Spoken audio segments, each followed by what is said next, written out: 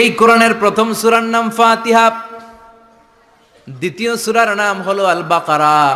বাকারা শব্দের অর্থ হলো গাভী। আর এই কোরআনের সর্বশেষ সূরার নাম হলো সূরাতুন নাস। নাস মানেও মানুষ। আল্লাহ বুঝাতে চাইলেন কোরআন শুরু করেছি প্রাণীর নামে একটা সূরা দিয়ে, আর এই কোরআনটারে শেষ করেছি মানুষের নামে একটা সূরা দিয়ে।